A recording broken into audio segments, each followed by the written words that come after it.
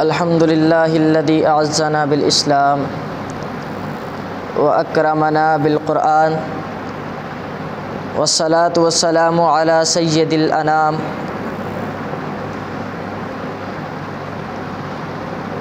اعوذ باللہ السمیع العلیم من الشیطان الرجیم یا ایہا الناس کلوا مما فی الارض حلالا طیبا ولا تتبعوا خطوات الشیطان انہ لکم عدو مبین وقال اللہ تعالی فی مقام آخر یا ایہا الذین آمنوا اجتنبوا کثیرا من الظن ان بعض الظن اسم ولا تجسسوا ولا یغتب بعضکم بعضا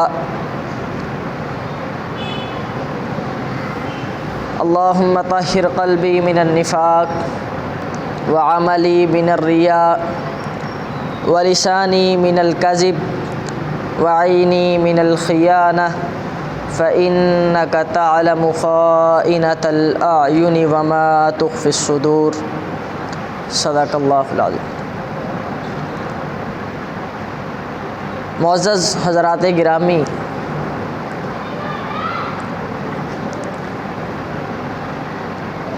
جس طرح آپ احباب کو بخوبی علم ہے کہ الحمدللہ ہماری یہ ہفتہ وار نشست جاری و ساری ہے، اور اللہ رب العزت کے کرم اور فضل سے، اس کی دی ہوئی توفیق سے ہماری یہ کوشش ہوتی ہے کہ ہم معاشرے میں پیدا ہونے والے مسائل، دن بدن بڑھتے ہوئے فتنے اور ان معاملات میں بندہ مسلمان سادہ لو انسان کو قرآن و سنت کی روشنی میں صحیح رہنمائی آپ تک پہنچاتے رہیں۔ تو الحمدللہ بے شک ترنم نہیں ہے، لیکن آپ احباب یہاں پہ بیٹھتے ہیں تو میرا ایمان ہے کہ الحمدللہ ہماری یہ کوشش بھی ہوتی ہے، اور آپ بھی یہی ذہن لے کے بیٹھتے ہیں کہ آپ میں سے کوئی شخص ایسا نہیں ہوتا ہوگا جو کچھ لیے بغیر جاتا ہو۔ تو انتہائی دل جمی سے آیا کریں، اور بلکہ اپنے ساتھیوں کو، دوستوں کو دعوت دیا کریں، کیونکہ جلسے جلوس تو بہت ہوا کرتے ہیں آج کل ہمارے دور میں، تو لیکن ضرورت اس طرح کی علمی اور اصلاحی نشستوں کی ہے جس میں ہم اپنے معاملات کو حل کر سکیں۔ تو بہر غرض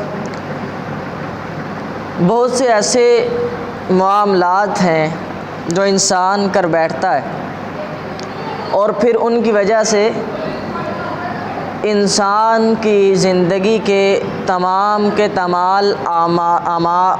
جو ہے وہ اعمال برباد ہو جاتے ہیں۔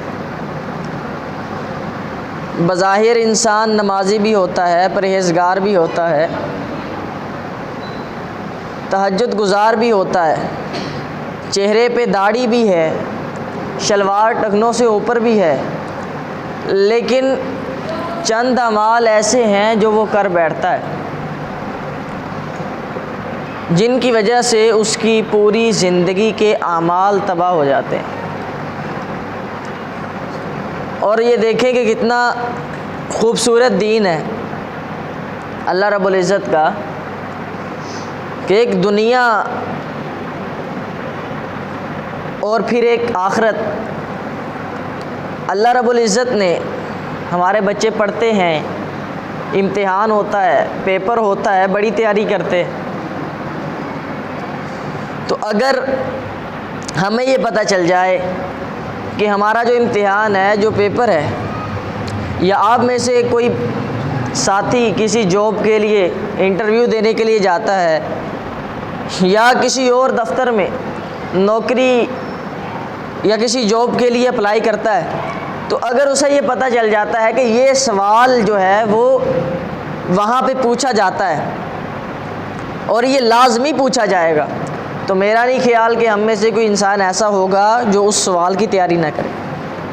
تو اللہ رب العزت نے یہ دنیا ہمیں کوسچن پیپر کی طرح ایک سوال نامہ اللہ رب العزت نے عطا کیا، اور پھر ایک پیپر ہونا ہے جو اللہ رب العزت نے انسان کی موت کے بعد قبر میں اور حشر میں آخرت میں اللہ رب العزت نے پیپر لینا ہے، امتحان لینا ہے، اور اس کے جو سوال ہیں وہ بھی لیک آؤٹ ہو چکے ہیں، اللہ نے وہ بھی بتا دیے ہیں، اور پھر کامیابی کے راز بھی بتا دیے، ناکامی کے راز بھی بتا دیے۔ تو اب بھی کوئی انسان اگر محروم رہتا ہے تو یہ یقیناً اس کی بد نصیبی ہے۔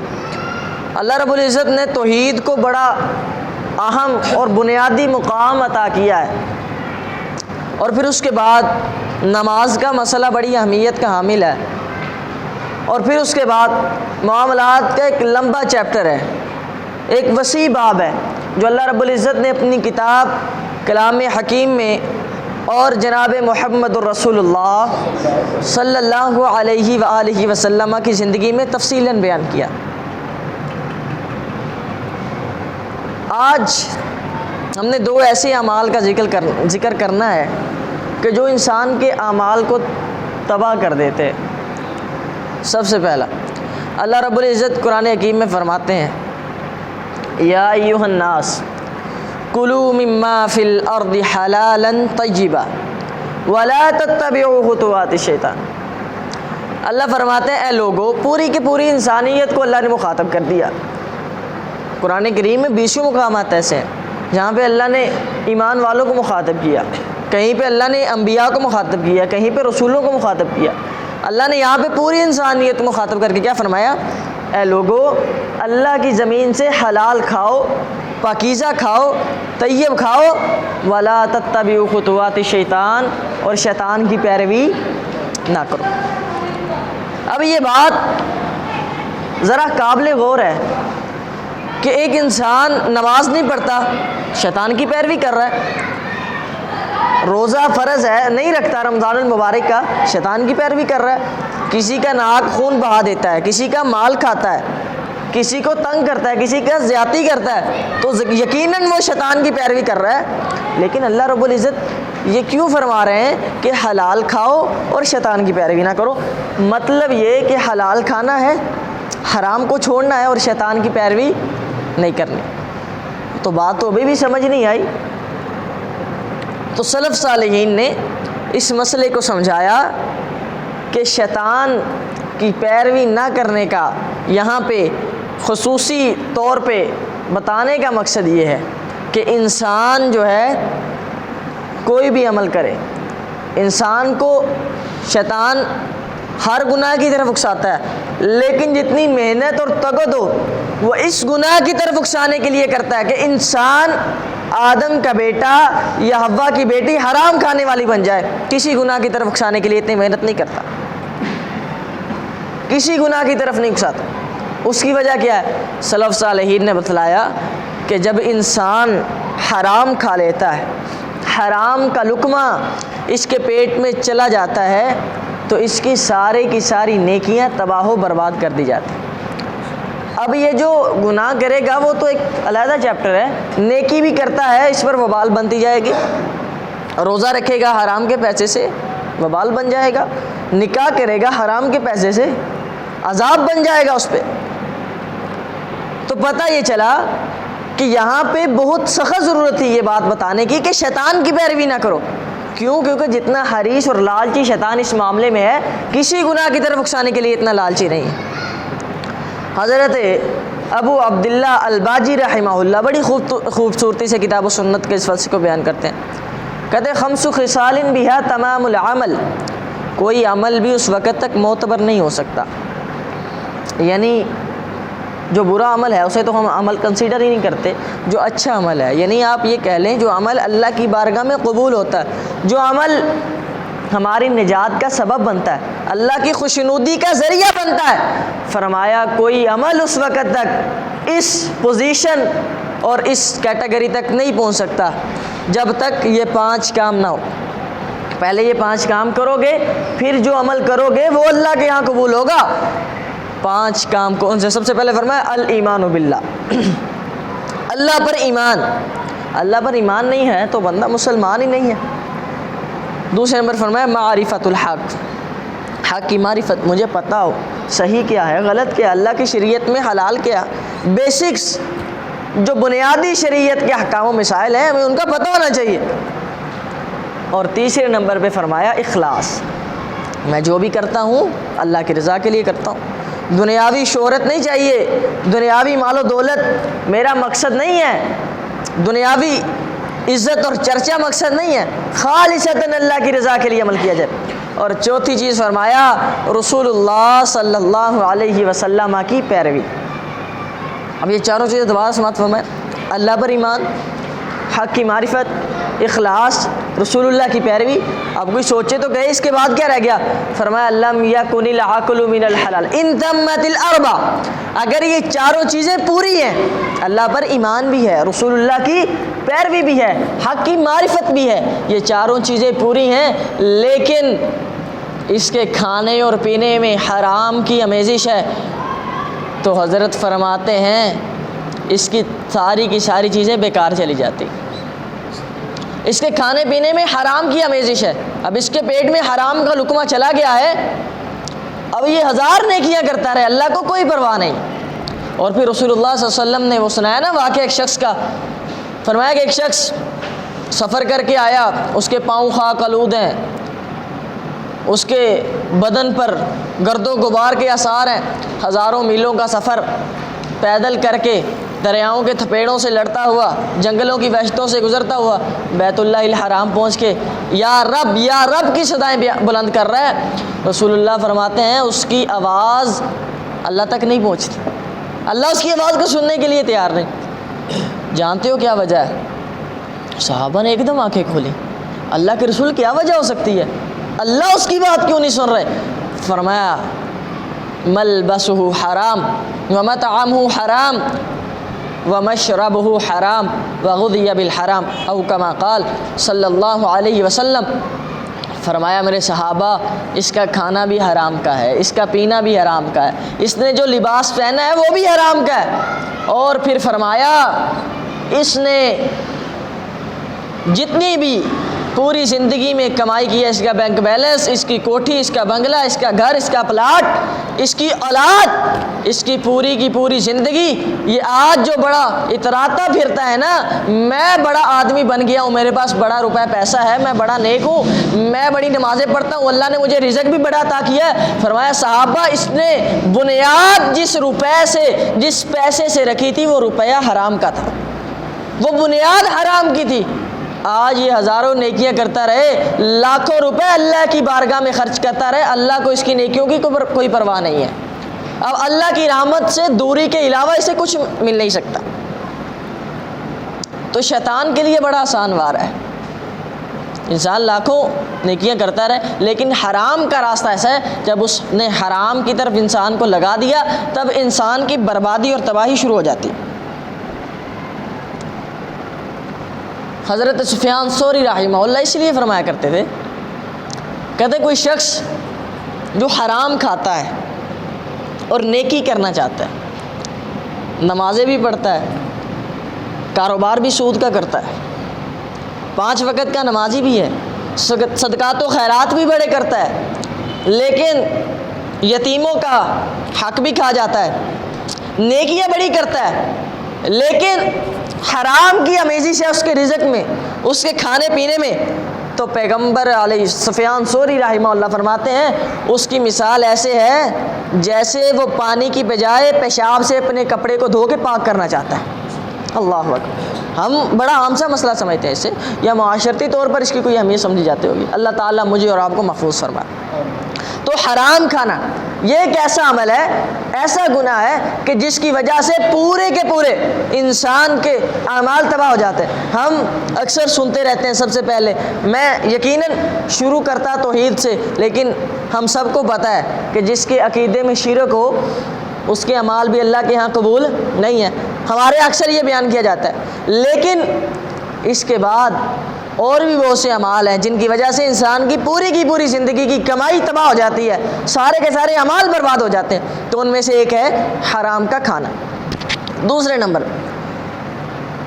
آج کل ہمارے ہاں بڑا، بلکہ ہر دوسرا نہیں، ہر شخص اس گناہ میں مبتلا ہے۔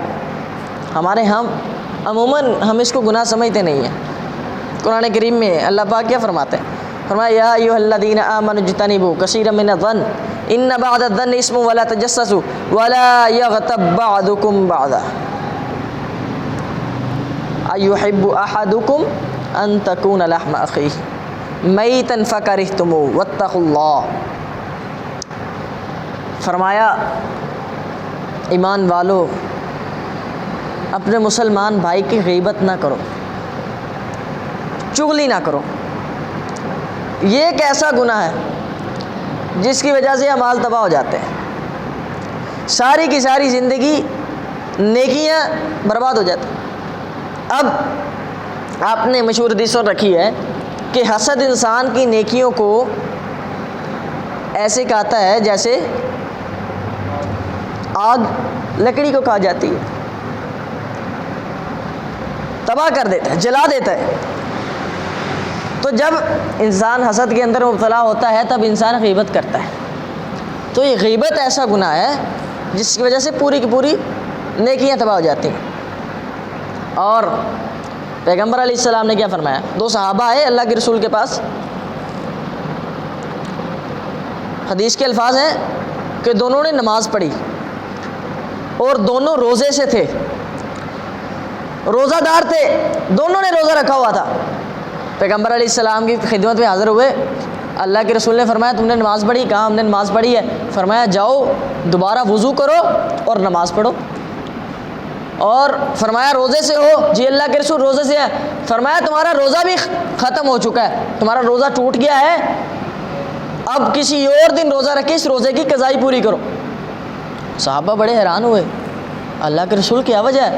ہم نے نماز بھی پڑھی ہے، ہم نے کوئی ایسا گناہ نہیں کیا جس کی وجہ سے روزہ ٹوٹتا ہے، ہم نے جھوٹ بھی نہیں بولا، ہم نے زنا بھی نہیں کیا، ہم نے لڑائی جھگڑا بھی نہیں کیا، ہم نے ایک دوسرے کا خون بھی نہیں بہایا۔ اللہ کے رسول کیا وجہ ہے کہ نماز بھی دوبارہ پڑھنی ہے اور روزہ بھی دوبارہ رکھنا ہے؟ پیغمبر علیہ السلام نے فرمایا میں نے سنا تھا تم دونوں گفتگو کر رہے تھے اور تم نے اپنے کسی بھائی کی غیبت کی۔ ہم گناہ ہی نہیں سمجھتے۔ سنن ابی داؤد کی روایت ہے، صحابی بیان کرتے ہیں اللہ کے رسول دو قبریں تھیں ان کے پاس سے گزرے، تو فرمایا ان دونوں قبر والوں کو عذاب ہو رہا ہے۔ صحابہ نے بیان کیا اللہ کے رسول کیا وجہ؟ فرمایا جن اعمال کی وجہ سے ان پر عذاب ہو رہا ہے وہ کوئی بڑے اعمال نہیں ہیں، چھوٹے چھوٹے اعمال کی وجہ سے ان پر عذاب ہو رہا ہے۔ اور وہ چھوٹے اعمال کون سے ہیں؟ فرمایا ایک یہ ہے کہ یہ اپنے پیشاب کے قطروں سے جو ہے وہ اپنے لباس کو محفوظ نہیں کرتے تھے، پیشاب کی وجہ سے جہاں پہ دل کیا پیشاب کر دیا، طہارت کا خیال نہیں رکھتے تھے، پاکیزگی کا خیال نہیں کرتے تھے۔ اور دوسرا فرمایا یہ غیبت کرنے والے ہیں، غیبت کی وجہ سے عذاب ہو رہا ہے۔ اور یہاں پہ چھوٹے چھوٹے کام، یہ مقصد نہیں ہے یہ صغیرہ گناہ ہے یا چھوٹے گناہ ہے، چھوٹے گناہ کا مطلب یہ ہے کہ ان سے بچنا بڑا آسان ہے۔ اب آپ انسان پاکیزہ رہنا چاہتا ہے، پیشاب سے قطروں سے بچنا کون سی مشکل بات ہے، انسان اپنی صفائی کر سکتا ہے، اور غیبت سے بچنا بھی کوئی بڑی مشکل بات نہیں ہے۔ اور پھر قرآن نے کیا کہا؟ فرمایا تم میں سے کوئی شخص یہ گوارا کرتا ہے کہ اپنے مردہ بھائی کا گوشت کھائے، مردار کھائے، فرمایا فَكَرِهْتُمُوهُ، تم اسے کراہت محسوس کرتے ہو نا، اسے برا محسوس کرتے ہو نا کھاتے ہوئے، تو اللہ جس طرح تم اپنے بھائی کا گوشت کھاتے ہوئے کراہت محسوس کرتے ہو، اللہ کو کراہت ہوتی ہے جب تم کسی مسلمان کی غیبت کرتے ہو۔ ہم اس کو گناہ نہیں سمجھتے، ہم سمجھتے ہیں یہ بڑی بات کون سی ہے، اور پھر ہم کہتے ہیں یہ غیبت تھوڑی ہے، غیبت تو نہیں ہے، یہ گناہ تو اس میں ہے، میں نے تو وہ بتایا۔ پیغمبر علیہ السلام کے پاس صحابہ آئے، اللہ کے رسول غیبت کیا ہے؟ غیبت کیا ہے؟ رسول اللہ صلی اللہ علیہ وسلم نے فرمایا تم اپنے مسلمان بھائی کا ذکر کرو اس کی غیر موجودگی میں جسے وہ ناپسند کرتا ہو۔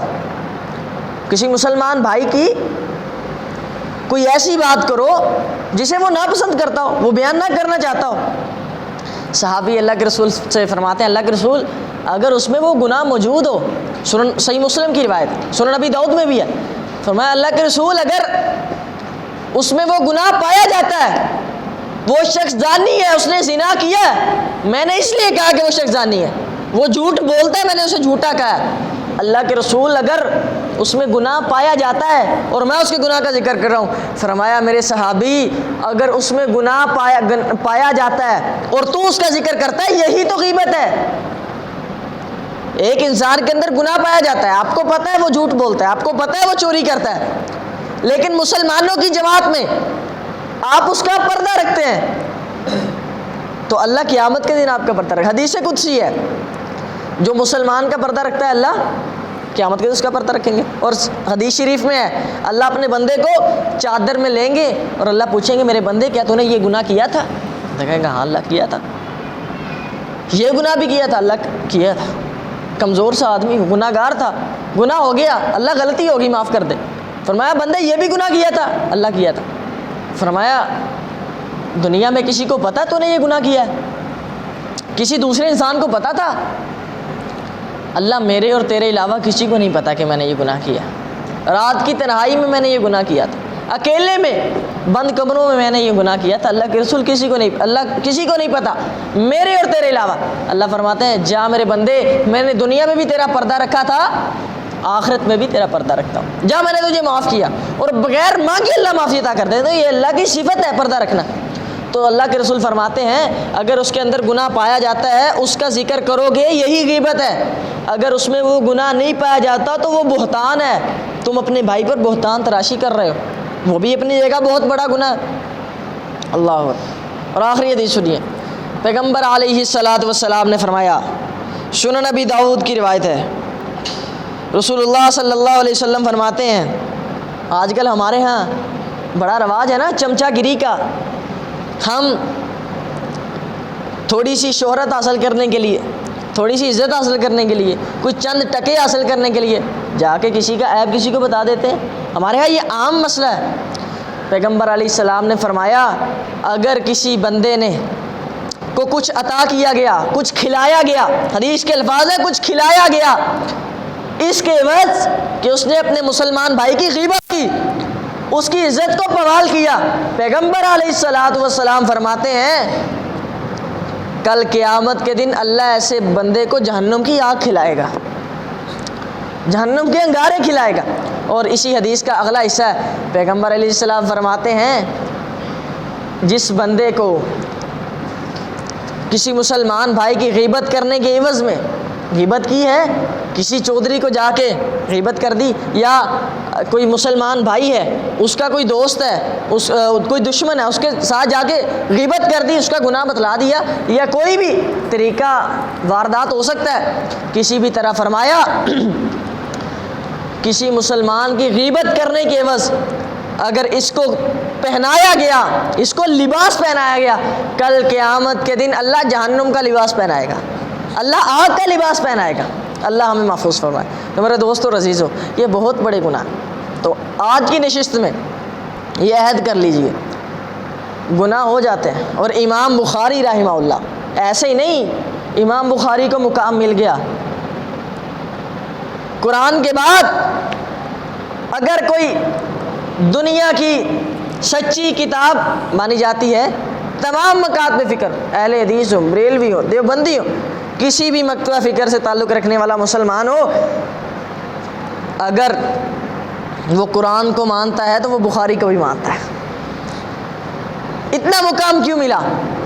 حضرت بخاری نقل کرتے ہیں بخاری شریف میں اس حدیث کو غیبت کی، تو فرماتے ہیں اللہ کی قسم اس کے بعد بخاری نے زندگی میں کبھی کسی کی غیبت نہیں کی۔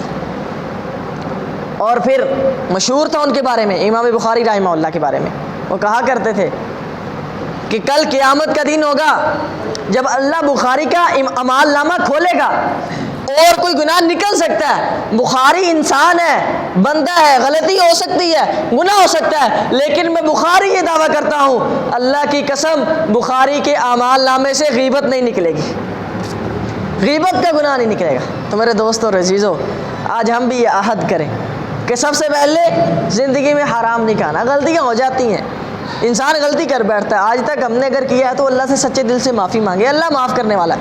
حرام نہیں کھانا، دوسری نمبر پہ غیبت نہیں کرنا، کیونکہ یہ اعمال اگر ہمارے اندر ہیں تو ہماری نیکیاں اور اعمال بھی اللہ کے ہاں کوئی معنی نہیں رکھتے۔ اللہ تعالیٰ ساری محنت کو، اللہ تعالیٰ سارے کے سارے جو ہے وہ اجر کو، سارے کی ساری نیکیوں کو، سارے کے سارے اعمال نامے کو سیاہ کر کے رکھ دے گا، تباہ کر کے رکھ دے گا۔ اللہ مجھے اور آپ کو اصلاح کرنے کی توفیق عطا فرمائے، آمین یا رب العالمین۔ وآخر دعوانا ان الحمد للہ رب العالمین۔